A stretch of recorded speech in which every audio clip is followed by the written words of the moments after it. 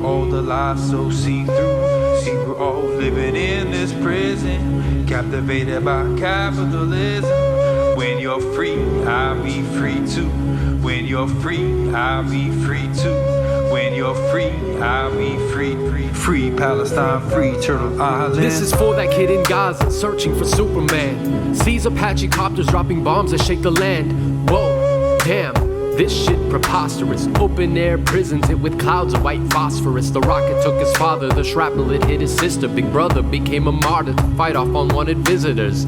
And you know where I stand. Resist, respect that shit. Check your privilege, cause you ain't getting hit. If you were... Hello everyone, my name is Megan Wilson and I am one of the curators for this exhibition, Manifest Differently. Welcome to our panel today, Palestine Louder. We are going to be starting the presentation off with a land acknowledgement from Kim Shuck, who is my partner in this project. Kim, please.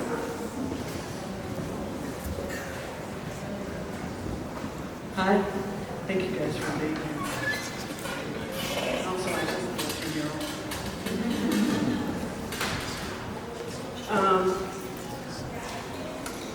we are on the traditional lands of Sholeh, who never gave up control of this place and are also continually colonized. And it seems particularly opposite for this particular panel to just sort of recognize that this is also colonized space. This is I wanted to read a poem that I wrote. All of last year, I wrote a poem every day as part of this project, and almost entirely, I think, November was about the circumstances in Palestine. The road to November ends in a locked gate, a pile of the dead, and judgments there are constant extinctions. The fingers of a left hand can find a rock in the dust of any tragedy. My rock is always a poem that might become soup in these times, these extravagances of the exquisite inedible. The curio transformed, the envelope of soup sent to the front. And in this time of wonder, the battle's edge is everywhere, always behind each expensive and complicated sculpture of coffee and despair. The war persists, and my inelegant and workmanlike suit, carefully lettered in suspicious packages, the handwriting a scaffold, a confession, a pile of feathers. Thank you guys again so much.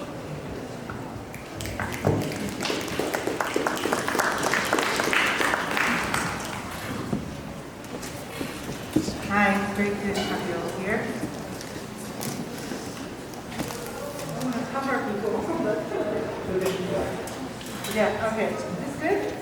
Hi, my name is Kyoko Sato. I'm one of the board members of the Iranian American Mural Project who sponsors this event.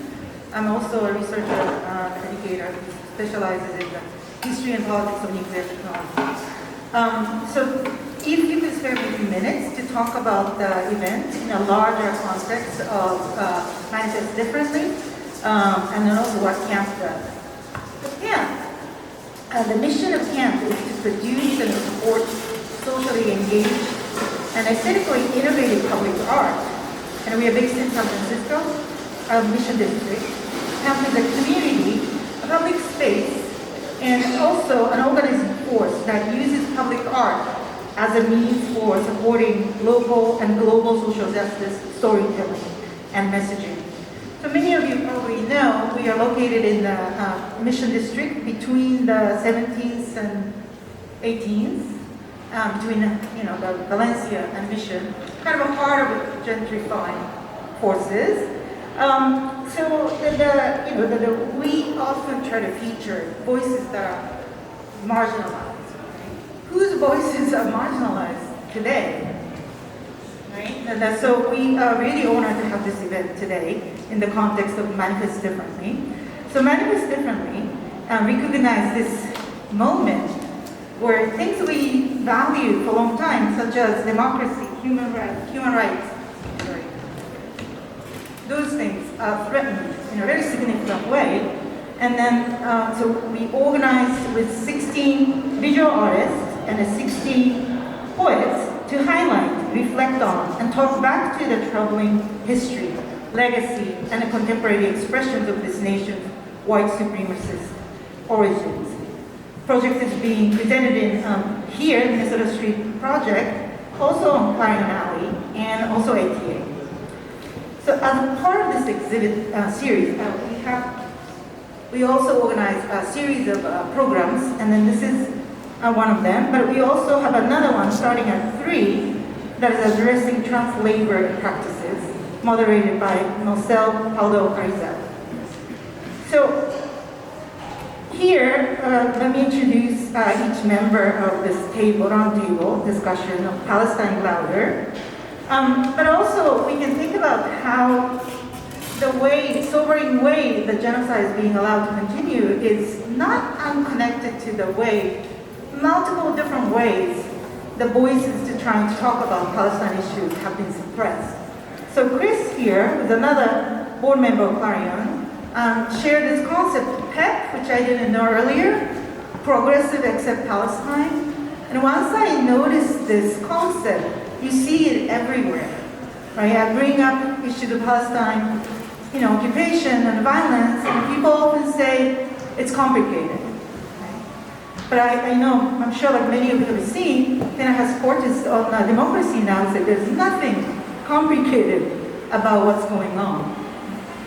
So the camp also organized, together with Arab and then also Art Forces, try to organize this exhibit at the San Francisco Public Library, but they try to control some of the narratives, and then in the end cancel the exhibit because this one mural that featured, Arab Muslim, liberation issues. And then also you might also know that what happened at the Yerba Buena Art Center. So these little things are connected to the way the genocide can go on. So it's a really honor, and it's great to have you all here with these experts and who can talk about this issue. Let me introduce one by one. Dena Al-Adeeb is an Iraqi-born feminist scholar, activist, artist, cultural worker, educator, community organizer, and a mother. Her transdisciplinary research is at the intersection of U.S. imperial war geographies, militarism, and extractive capitalist economies in West Asia, with an emphasis on visual, material, and petroculture of the Arab-Muslim world. Dena's creative practice explores gender histories and lived experiences of war, refugee narratives, and collective memory, affect and embody healing practices through a decolonial framework.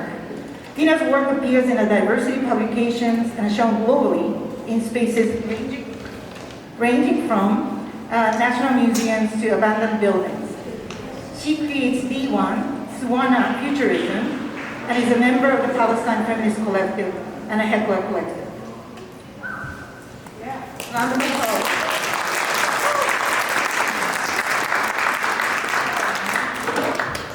Nora Barrows-Friedman is an associate editor at the Electronic Intifada. Yes!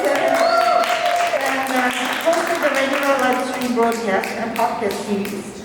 She has been covering Palestine as a reporter for over 20 years. Megan is a huge fan that turned many of us into your fan. Another round of applause, please.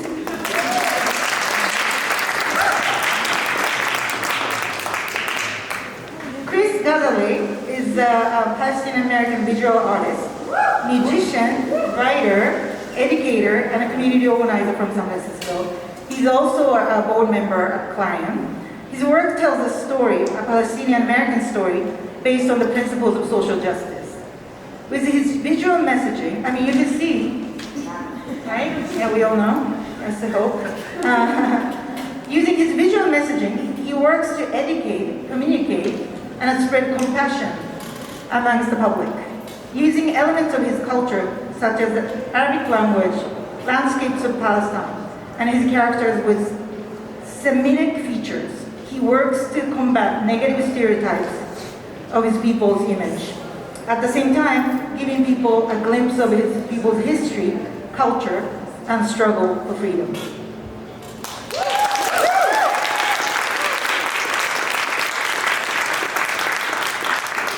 Lucian González Ippolito is an indigenous Mexican and Italian American artist, teacher, and a community organizer, born and raised in the San Francisco's Mission District. As a Chicana growing up in a Latino neighborhood that has been vastly impacted by gentrification, Lucia felt it her duty from a young age to focus on cultural, political themes in her artwork. As a muralist, she directed and designed 2 murals in the historic Balmy Alley. Yes, shout out to Balmy. And Mission Makeover mural, the Women of the Resistance mural. Yes, and powerful mural. And was the lead collaborator on one of the largest murals of the Latino cultural district, Alto al Fuego en La Misión. Internationally, Lucia co-created a tile mural for a youth organization. So in the Daisha refugee camp in Palestine. Lucia is also a screen printer and a co-founder of the San Francisco Poster Syndicate. As you can see, doing the printing posters, and they are free, no need to pay. Do we remember those things? Okay, finally, Sholeh Asgary is an Iranian-born interdisciplinary sound artist and a performer who researches how the auditory characteristics of a location reveal its underlying conditions and a relationship to place, echoing the near-perpetual movement across borders that characterized Asgary's formative years as a refugee. Situating the body as a site of knowledge, the work takes form as visual, sound, and collective processes, all of which she's deeply committed to.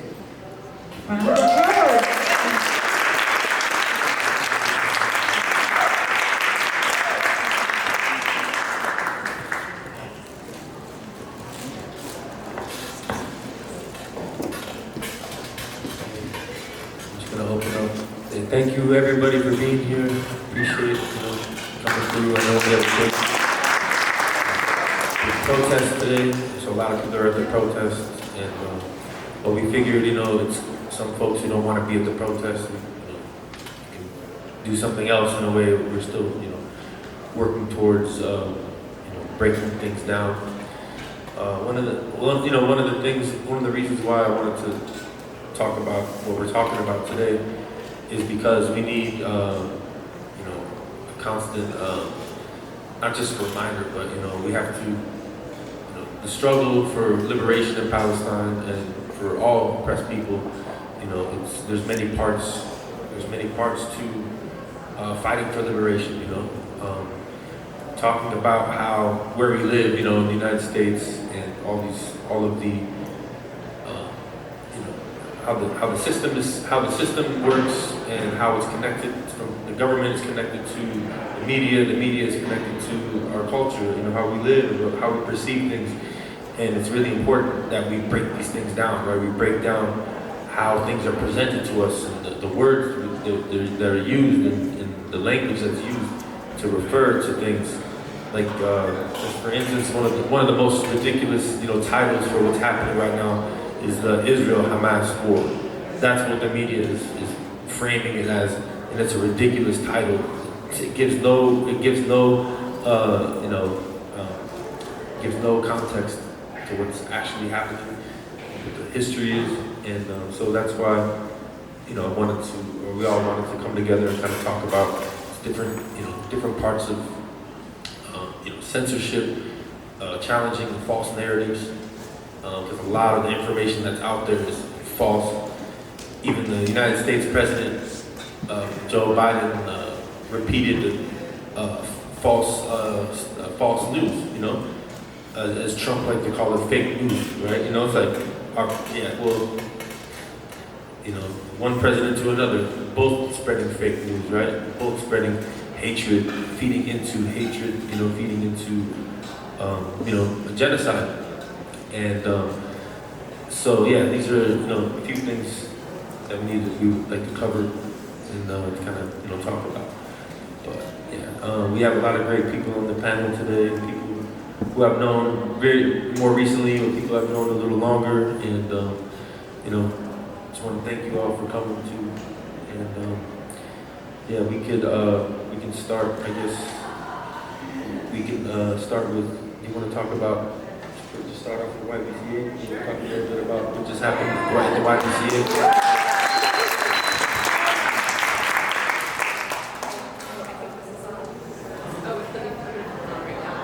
Okay, so now it's on. Thank you for, Chris and Megan for reaching out and getting this started.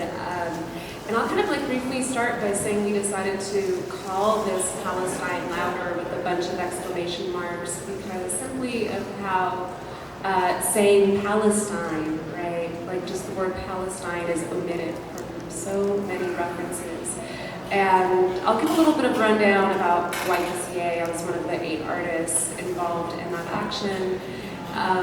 But noticing the statement that YBCA later put out publicly never says Palestine. It will say Israel Hamas, it might say Gaza, it might say people, but it will never say the word Palestine. So I think the ask was to kind of give a quick kind of what happened with Yerba Buena Center for the Arts. So most of you probably know what's going on, right? All right, so folks who might not. So Yerba Buena Center for the Arts, located in downtown San Francisco, just across from the SF MoMA, has a triennial, usually every 3 years, called Bay Area Now, and this is the 9th iteration of it. And it's for a lot of artists who are included in this, it's kind of a big, huge career honor, our leaping point. It's kind of, I liken all these things to debutante balls in some ways. And, but this one felt like a stillborn. And so as we're, Yerba Buena Center for the Arts outwardly has very progressive values and mission statements, and however, genuinely or not genuinely, has been very quick to put up slogans of various movements and at least put them up, if not, really genuinely engage with that, such as Black Lives Matter and Women Life Freedom. As I was installing my work at Yerba Buena Center for the Arts in the fall, I was actually ironically installing under the banner the marquee board, which was created by Tanya Ruggiera in 2017. It was part of the Escuela.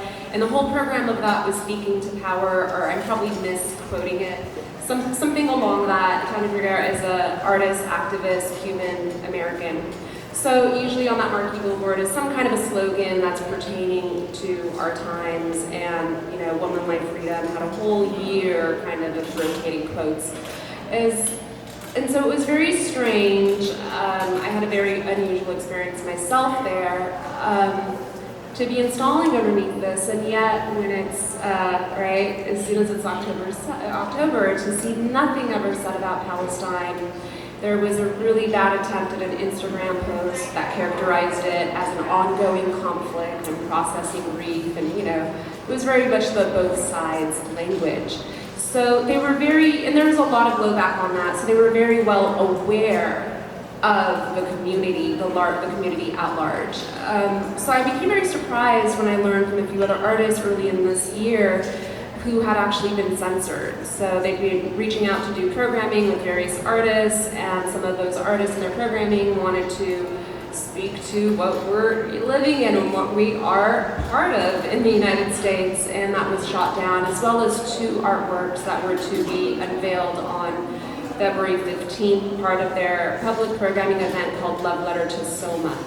And so one of those works was by Jeff Chung. It was this beautiful mural outside, a public mural with these figures, and the colors within it were these block colors of the flag, of Palestine's flag. They didn't allow that to happen, and contrary to some statements in the press, you know, the messaging from YBCA was either remove those colors or add other colors. And another artist, Lucaza, from Brismo, had been contacted to update the marquee billboard. Lucaza is an activist and artist, and they had this really beautiful quote, and at the very end of it was Free Palestine, and that was also a no. And the reasons, you know, it's divisive to our community, it's public, all of this. So we all kind of found each other, sniffed each other out, we felt safe in the exhibition. And there were a lot of shared stories of either censorship or just silencing. And on February 15th, we came together and we were joined by a couple of other organizations. We were joined by Palestinian Feminist Movement, Palestinian Feminist Collective. Please help me. What is it? Yeah. Yes, Bay Area Youth Movement. I think there was another one as well. JVP, yeah, and I can't remember if at the moment or if it was later, the United States Palestinian, yeah, they might have also, I can't recall, yeah, JVP and I think another one. So we created an action called Love Letter to Gaza, and so eight of us artists, we altered our works or defaced it or added things to it. And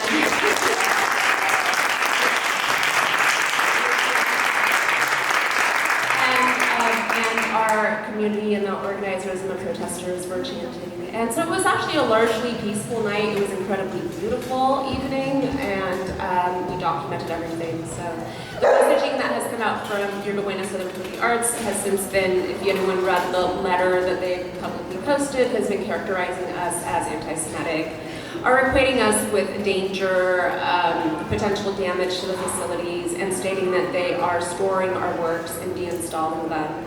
And the museum has been closed ever since, yeah, they canceled multiple programs, but most importantly, a lot of programs and a lot of different groups have withdrawn.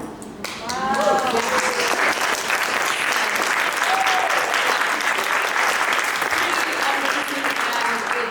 The solidarity has been huge, and just last week there was a public letter standing with us from the employees of Yerba Buena.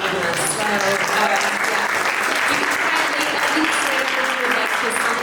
but there's been a lot of other issues, such as them forcibly planning to remove the banca, which is a very sacred ceremonial object from one of the artists, Champoy. And so there's a lot in there. But we have, yeah, there's so much in there, but that kind of gives a larger idea. So speaking of Palestine Louder, of just how, you know, even just saying Palestine is restricted. It's just completely omitted. Insane. Thank you, Sholeh. So yeah, just, you know, this is part of like ongoing censorship. You know, as Sholeh was saying, you know, like you can't say Palestine on the news or on TV. They don't say the name Palestine. They say Palestinian, but they won't say Palestine, right? Because that would mean it's a place, right?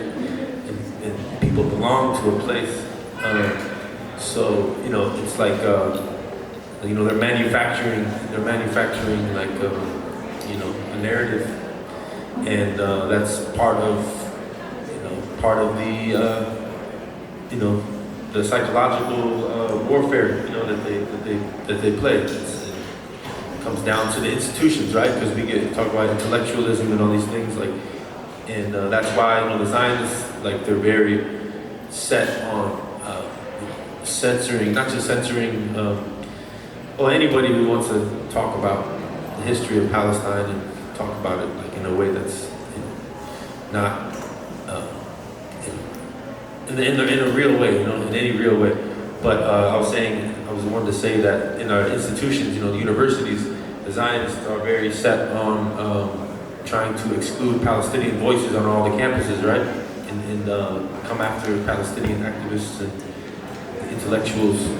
Does everybody, you guys heard of Canary Mission? Most people here?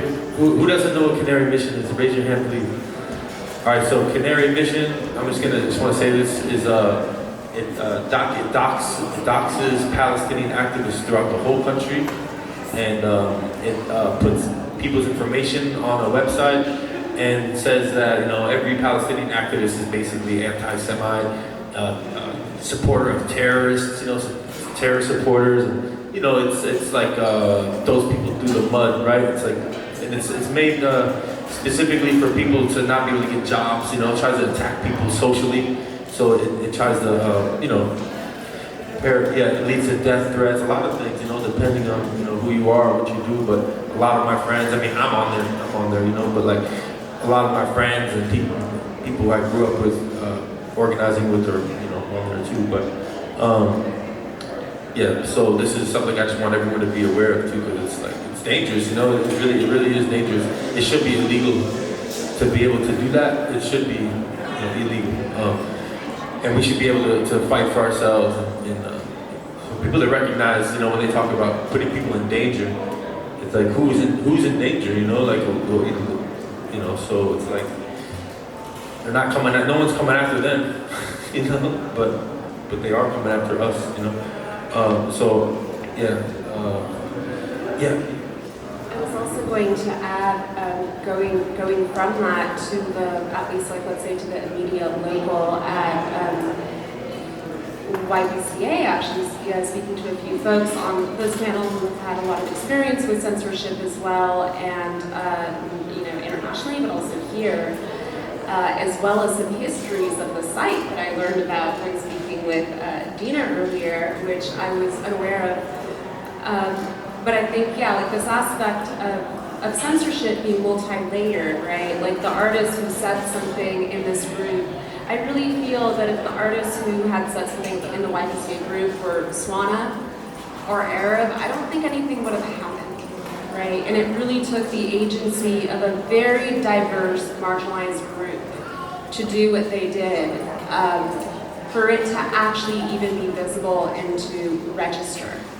And so one of the things I like to talk about is even like who has the luxury of being silenced or who has the luxury of being censored, right, in these spaces, and how a lot of those voices are actually lacking, from very obvious doxing campaigns and also less obvious just blacklisting and non-inclusion in these events. So really also within that, like who has a seat at the table to be able to be part of these things, or once these things do become a little bit more mainstream, to really engage.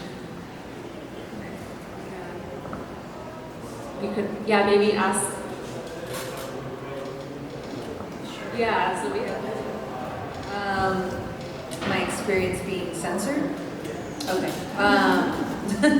So yeah, which time? So let's see. In 2014, I went to Daesh refugee camp with Middle East Children's Alliance, and Josh Sanses, and artist Josh Sanses, based in Berkeley, and I collaborated on a tile mural that we installed on Sharuk Community Center there that was depicting a Palestinian wedding, and I'll go into when I depicted that, people not liking that later.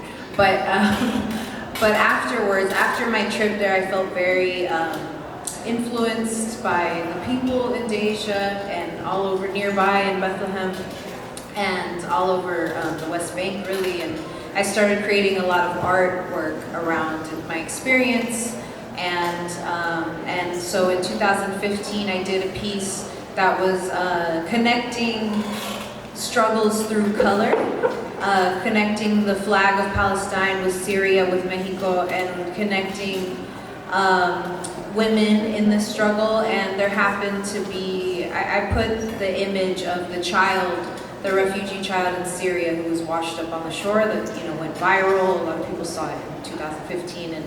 And in 2019, David De La Torre, who's a curator, invited me to participate in a show called La Frontera, or Fronteras, that was about U.S. border crisis, immigration issues, and was a group exhibit at the Jewish Community Center.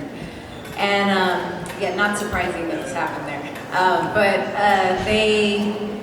Before the show was up, and then without my knowledge, my piece was removed without any notice, and then I was asked to put a replacement piece in that was specific to United States-Mexico border issues. You know, I think the gallery, the Something Cats gallery in the Jewish Community Center is in the middle of all these different classes. So I think there was a lot of women, you know, going stuff and were like offended by my work, as well as Chris Oropesa, who had a image, a painting of an Israeli soldier pointing a gun at a Palestinian child. And so, you know, that offended them. So they said that we were depicting violence against children, but yeah. So, but you know, since the Jewish Community Center has issued many statements in support of Israel since, and after that particular incident, I refused to submit a replacement piece, but I did offer to submit a statement of why I thought my piece was removed, and then they never emailed me back. David Green, who's the director of the Jewish Community Center, didn't respond.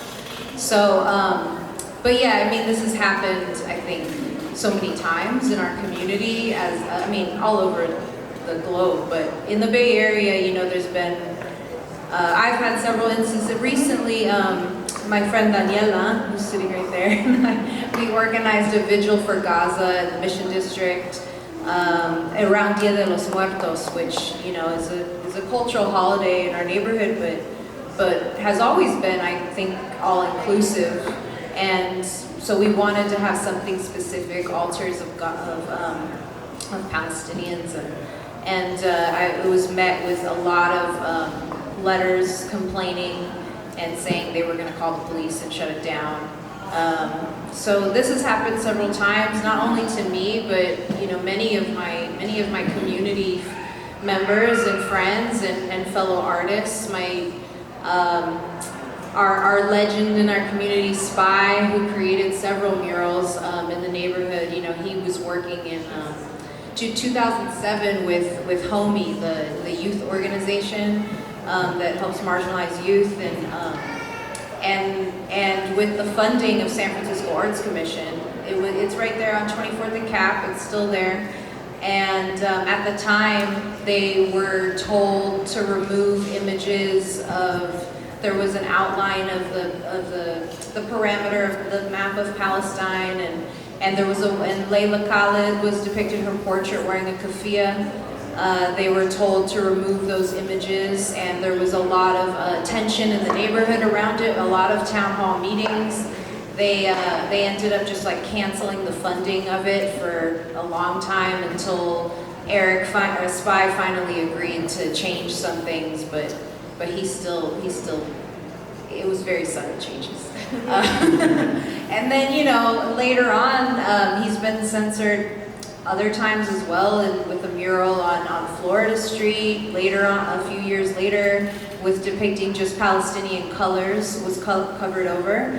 And this is somebody who's not only an artist, but a teacher, and now is, you know, part of the Berkeley School District, and Berkeley High and Berkeley Elementary in particular are being really targeted in a lawsuit by the ADL to probably try to get him fired.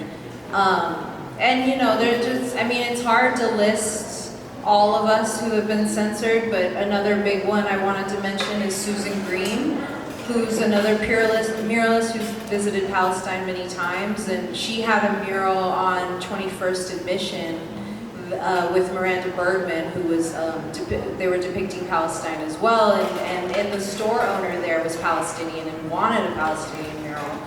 And it was tagged and covered so many times I lost count, like over 30 times. And then even this dude, this Zionist who was going around, it's very similar to what's happening now in Clarion and to Chris's mural, but this guy like sprayed gasoline all over the wall and then lit it on fire.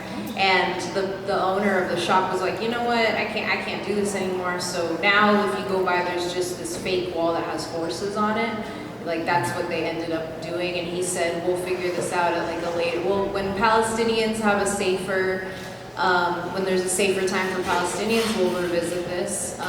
But the same person who threw gasoline then went to Susan Green's other mural on 23rd and Mission that depicted, yes, like Mumia Abu Jamal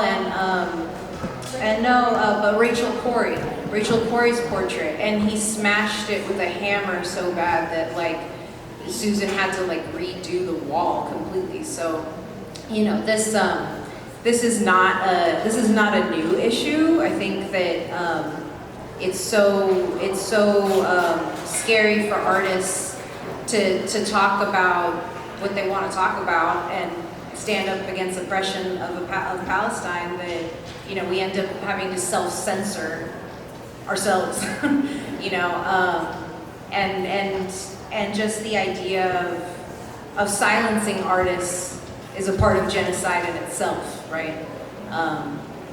So yeah, I mean, there's.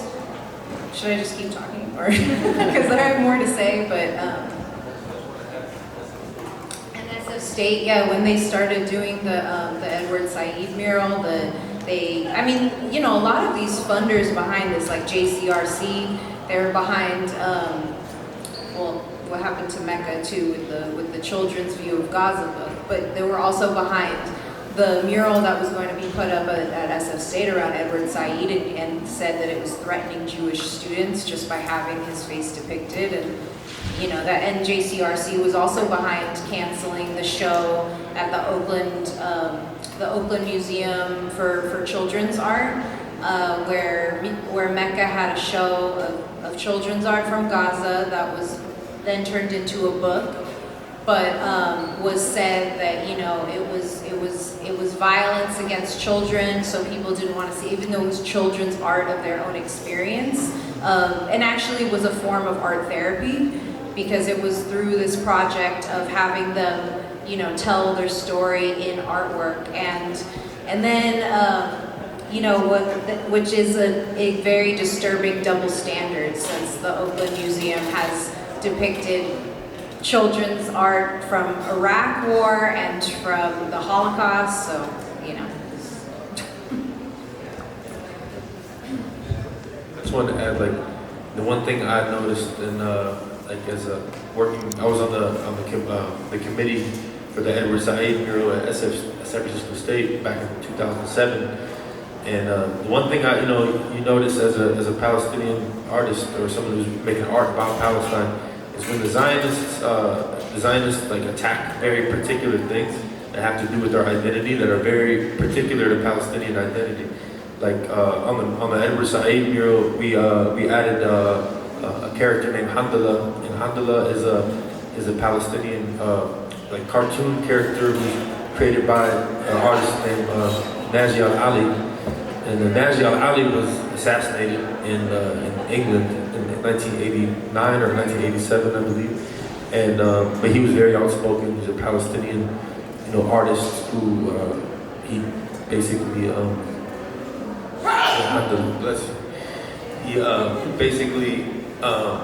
he called out everybody. He called out the Arab, the Arab governments who turned their back on Palestinians.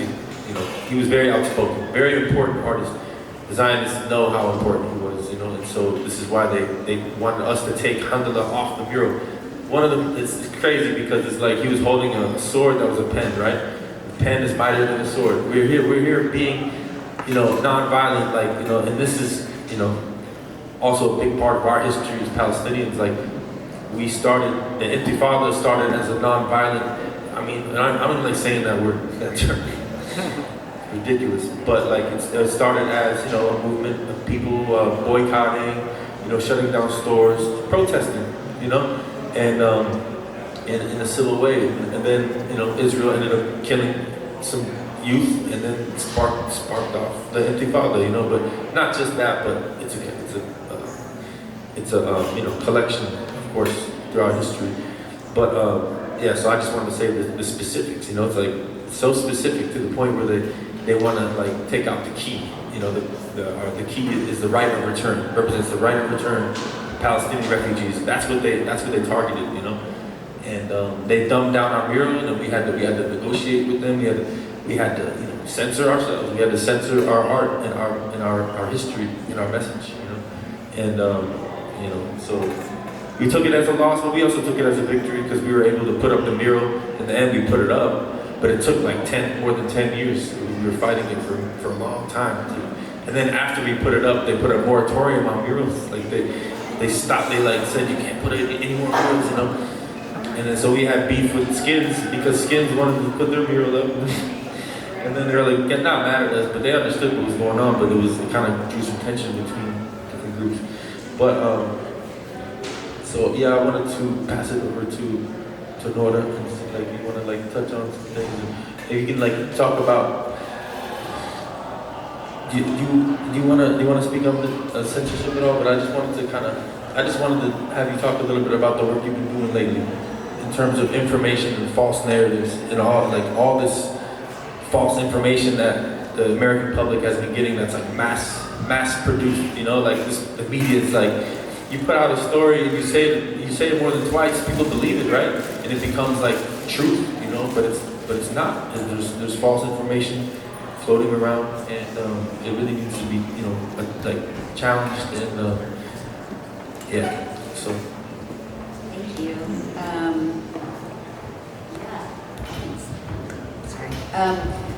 I remember, I mean, just, yeah, going through those memories of like how the JCRC bullied the board of the Museum of Children's Art in Oakland. When was that, 2011, 2012?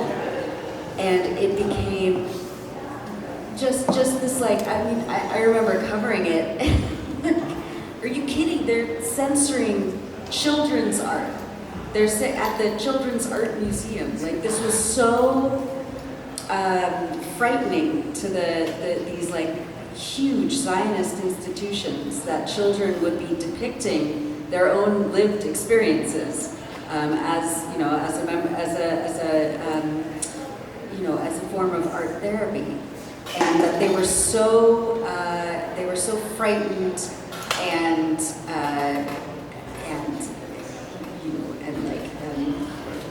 they like created this whole circus around it. I remember like one of their arguments, the JCRC's arguments, was like they're weaponizing the Star of David in these you know, pieces of artwork. Therefore, the children who made this art are anti-Semitic, right? And when you look at the children's art, they're depicting the Israeli soldiers with the, you know, the patches of the Israeli flag. And what does the Israeli flag have on it? The Star of David. I mean, who has weaponized Judaism? It is the Zionists. It's the Zionist project. It's Israel, and it is the, you know, their mouthpieces like the JCRC, which is a thuggish organization here in the San Francisco Bay Area. I mean, they were fighting at the San Francisco Board of Education for the last God knows how many years, trying to omit Arabic from the education system's like classes and curriculum, right? They're also the ones behind the absolute evisceration of the ethnic studies program here in California. And they've gotten the governor, piece of shit, Gavin Newsom, sorry, to take their line on this and to really, you know, eliminate any mention of Palestine or Palestinians or Israel's settler colonial project in a critical light. It's atrocious. I mean, the level of censorship just here in this like one, like square mile of the Bay Area is overwhelming. And then when you like pan out and you see how it's part of this real machine of censorship, and it's a machine that is fundamentally, obviously racist and colonial, but it is part and parcel of the U.S. Imperialist project. It is to force this narrative, and we see this, at the Electronic Intifada, we're like battling this on multiple fronts. We're seeing it is this project of dehumanization, of anti-Arab racism, and of trying to force Palestinians into surrender, and to get them to accept nothing less than death.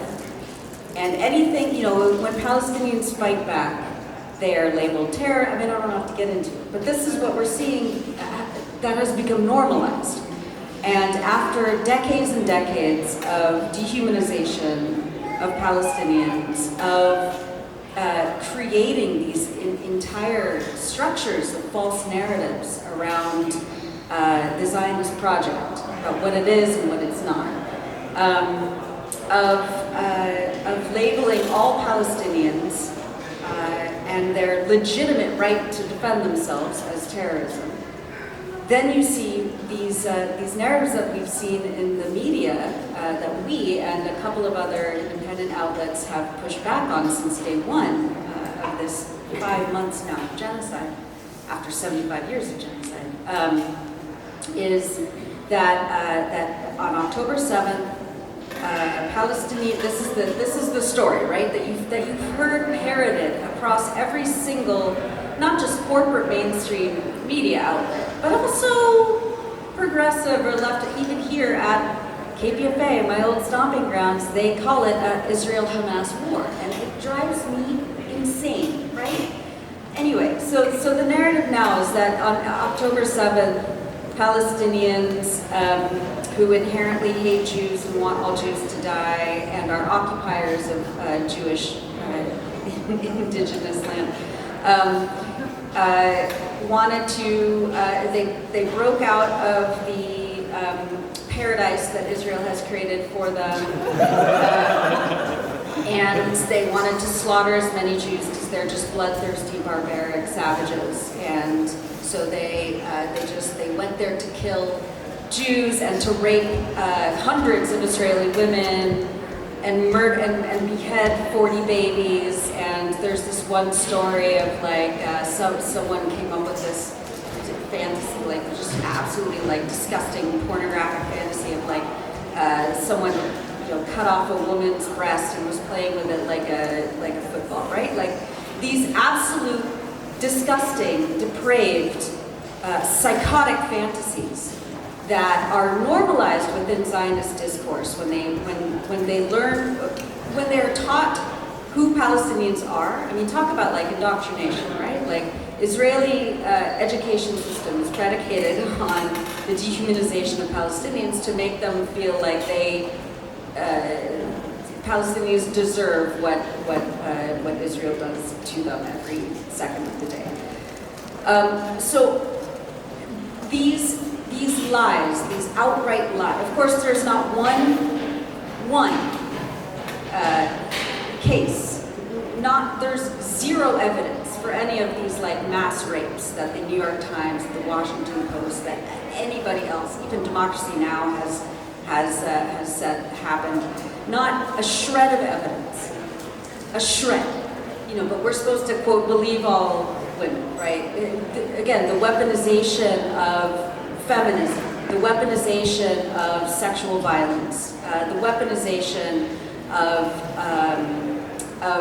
this. I mean, when you think about, during Jim Crow South, right? Emmett Till, which was not that long ago.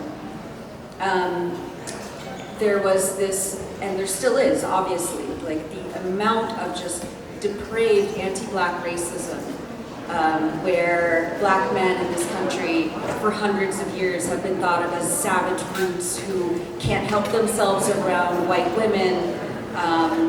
The same exact narratives are being thrown up against Palestinian men, right? And they've been so dehumanized by Israel and by the West that this narrative just stuck. Israel got to say there was a mass rape campaign with zero evidence. And the New York Times was like, great, we can use that. Let's craft an actual story around this. Again, with zero evidence, no testimonies, with three authors. This story that came out at the end of December is called Screams Without Words, right? It was their front page story, written by 3 writers, the New York Times. First one is Jeffrey Gettleman, who's a Pulitzer Prize winning reporter, who is actually, when you dig into his body of work, is absolutely racist stuff. I mean, when he was basically like fancying himself as like Lawrence of Arabia, going, into Africa and reporting on these poor, savage people. He's done the same all over the Middle East. He stuck his name onto this report that was authored by him and 2 other people who have never written for the New York Times before and were never journalists before this. But they have links to the Israeli intelligence sector, right? So so Israel basically crafted this narrative. We have to distract the public from what we've been doing to Palestinians for 100 years. We have to distract from the fact that Israel was embarrassed by the absolute military success of the Palestinian resistance effort of October 7th that was intended to, and they did it within minutes, they intended to disable the southern command of the Israeli army. They were so effective at it, they hardly believed it themselves. The Gaza command collapsed so spectacularly. And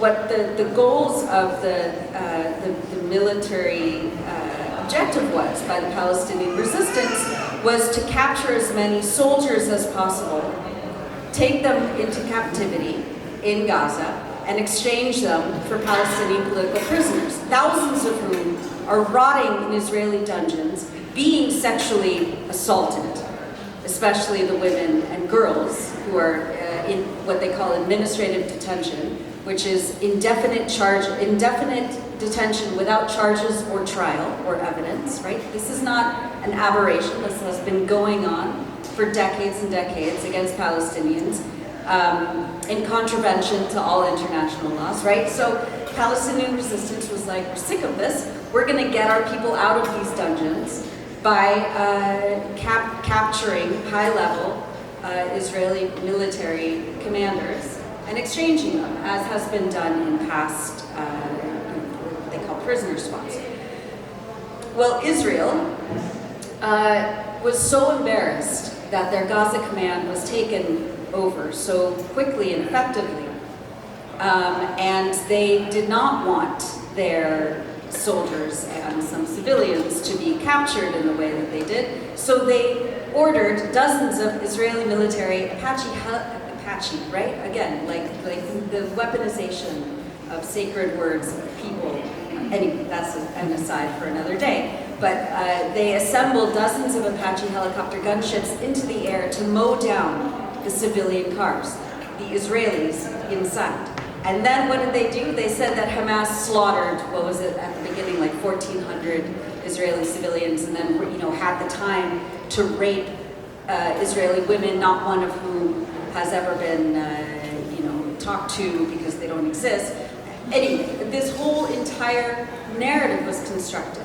And in this country, you don't hear any of the actual proof for Israel's claims. In Israeli media, they have, now for the last few months, they've been showing the videos of these Apache helicopter gunships opening fire on Israeli civilian cars. And you saw all of those piles of hundreds of cars that now Israel is conveniently burying in the desert as some sort of like art project, right? I mean, they're burying the evidence. I mean, there's no way that a couple hundred Palestinian resistance fighters armed with AK-47s and RPGs could lay that much damage to hundreds of Israeli cars, right? Or to the kibbutzes around the so-called Gaza envelope that look like parts of Gaza right now, reduced to rubble. These homes reduced to rubble. How could AK-47s, obliterate entire blocks in these kibbutzes? Because that didn't happen. Because it was the Israeli helicopter gunships and the tanks that were ordered to fire. They said, yes, we know that there are some of our people inside, kill them all anyway. We can't afford to let them be taken into Gaza. Right, that's what is called the Hannibal Directive. I urge you all to Google that, because that is a now part and parcel policy of the Israeli military. They don't care about their own people. They would rather their own people die at their own hands than be taken captive. So we're seeing these narratives, right? And now we're seeing them fall apart. It's really interesting just in the last couple of weeks, where, at the very beginning, our outlet, The Gray Zone and Mondo West, have been challenging the narrative of what really happened on October 7th, using Israeli video and sources that the US media isn't relying on. And we've been called October 7th truthers. We've been called, obviously, like, anti-Semitic propagandists. I mean, we're lumped in with, like, 9/11 truth. It's completely insane. When we're doing the work that the New York Times and the Washington Post should be doing, instead of what Jeffrey Gettleman, one of the co-authors of that just completely fraudulent, instance of journalistic malpractice, said. He said at a forum at Columbia University just a couple of weeks ago with Hillary Clinton and Linda Thomas Greenfield, these other, total propagandists carrying water for settler colonialism and war crimes all over the world. He said, well, it's not my job to provide evidence. I just relay information that I'm given.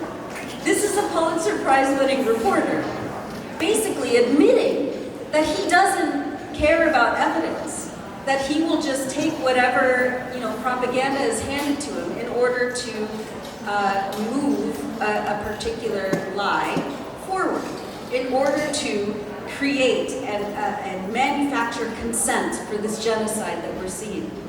Because that's the thing. After this fraudulent piece of bullshit journalism came out in the New York Times, well-meaning people, I know some of them, were like, oh man, that doesn't look good for Palestinians. Now I kind of understand why Israel